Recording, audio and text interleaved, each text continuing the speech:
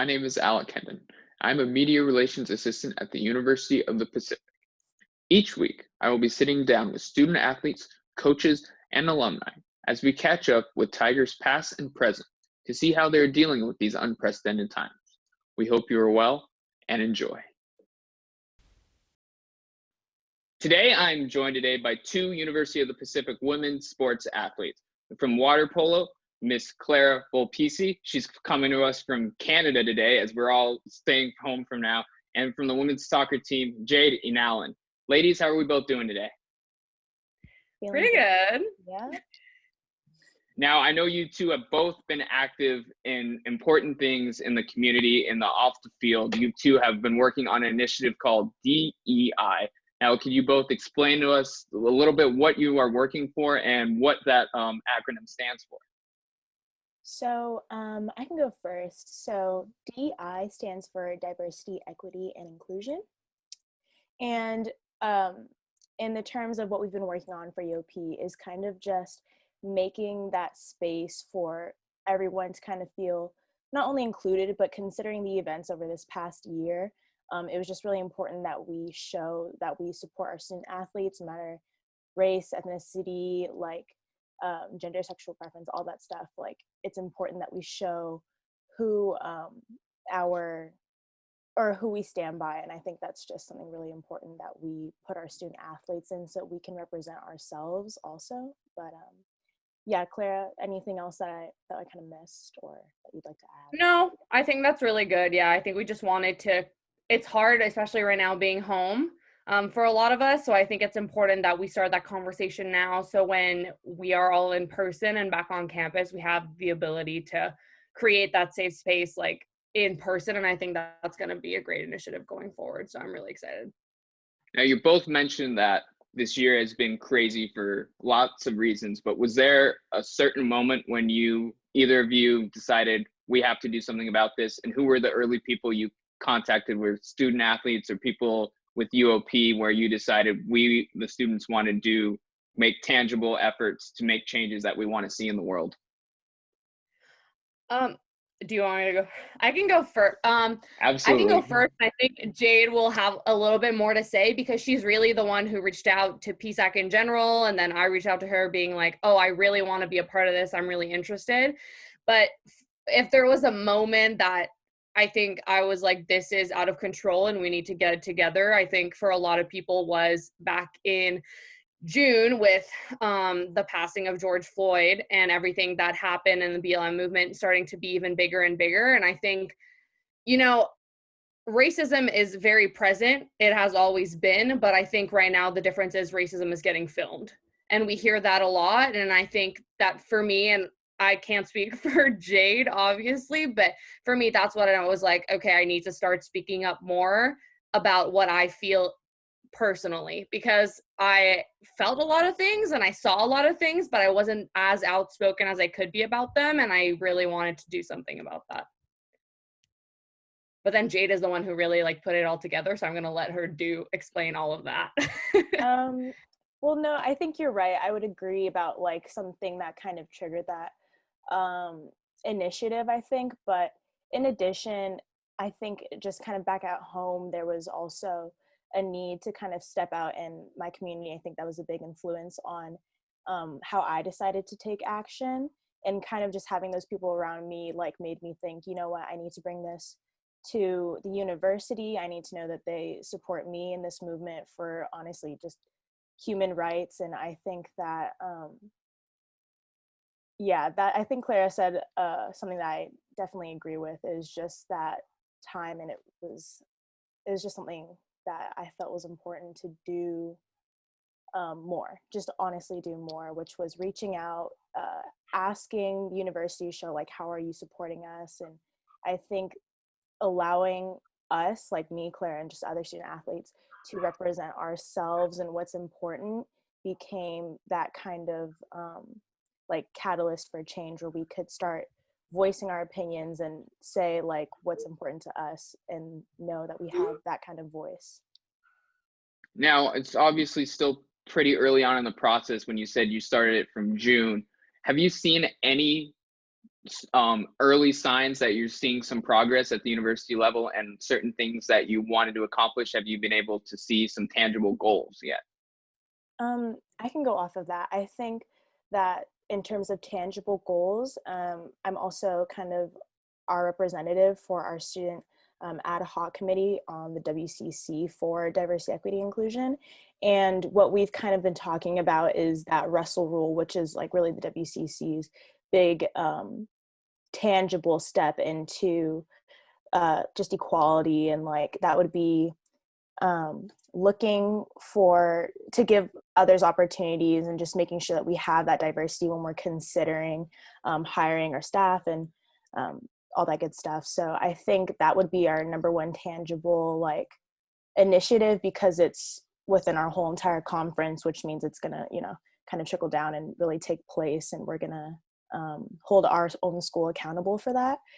But in other like first base kind of steps, I would say that the fact that we even have a committee is fantastic. The fact that we were able to educate others and to really get our PSAAC committee into reading about like specifically Black history, I think was so important, because that was, I don't want to dance around it, that was what was at stake at that time, was like Black Lives Matter, and that was what needed to take spot at the time, and honestly still today. But I think that was such a hot topic, and we were able to kind of spread that knowledge, and we were all able to learn and how to support others in the Black community. And I think that was really our tangible step, was reading, watching, discussing, and having those hard conversations with each other and with our teams. So I thought that was really good. Now, for you both, you're experiencing things that the vast majority of student athletes in this country have never had to experience, from a pandemic to this reckoning and fight for racial justice and racial equality. Is there been moments where it has at times felt so overwhelming? Because at the end of the day, you're at University of the Pacific for your athletic accomplishments, but you're also doing so much more and working to make things happen off the field. Has there been those moments of frustration where you're wondering, is my voice too small? How do I keep pushing forward? Well, I'm sure Clara can definitely tell you about overwhelming when you have to put a big voice in, but you have such big responsibilities, right, Clara? Yeah, you were saying that and I was like, oh, scheduling.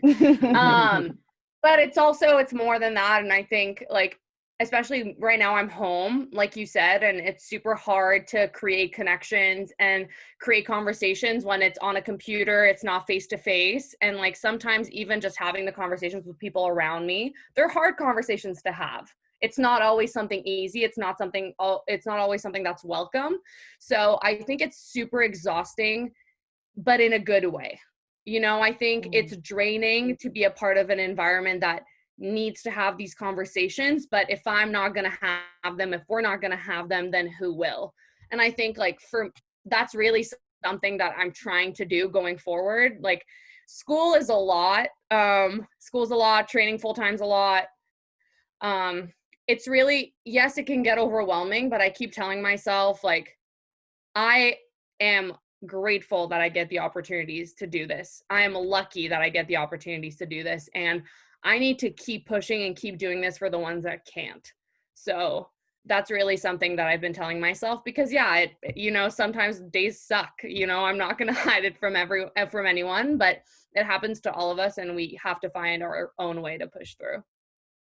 Yeah. And Claire, we mentioned earlier, you're back home in Canada. Turning back to another issue that's a little bit separate, most of the student athletes in the United States are from the country. They don't have to immigrate, but we see more and more international student athletes coming in all kinds of sports. What sort of advice would you give to someone beginning that transition, and how was that transition for you initially? Oh man, there are so many things I could say. I think I'm lucky in the sense that our culture in Canada is quite similar to the American culture in certain ways. So the like culture shock wasn't as shocking as for like teammates that I have that are from Brazil or Hungary or the Czech Republic. Like I've had those teammates and it's wild to hear their stories. But one thing that like really helped me come onto a team and be new and just be like, hi, it's me, I'm from somewhere else, has been really like create connections with anyone you can, not just like within your own team, not with just other teams, but people who aren't athletes, professors, faculty, anyone. Like create connections with people that like give you food at the UC. Like it's so important, and like it's little things that will make you smile, and like down the road like you'll be super grateful for them. But that's something that I really push through, because now like I end up in classes with professors that I had like 2 years ago when I was a freshman, and they're like, oh hey, it's you know, the water polo player. And I'm just like, it's okay if you know me as the water polo player, I'll take it, you know, as long as you recognize me. And it really does go a long way, especially since we're such a small school. Now, finally, for your both last question before we get rolling, I thank you both for your time. Once athletics and safely return to competition, what goals do you have for both of yourselves when you can return to either water polo or soccer? And what do you look, and I'm sure you're all looking forward to that moment when you can safely do that. In terms of sport, I think, because I am also at home, I think it's really just about kind of proving that I am capable of working for my team and just for the sport. But concerning DEI, I think I'm excited to kind of make that statement that we are united. We do care about people that look like me and et cetera, and that we can kind of unite through sport.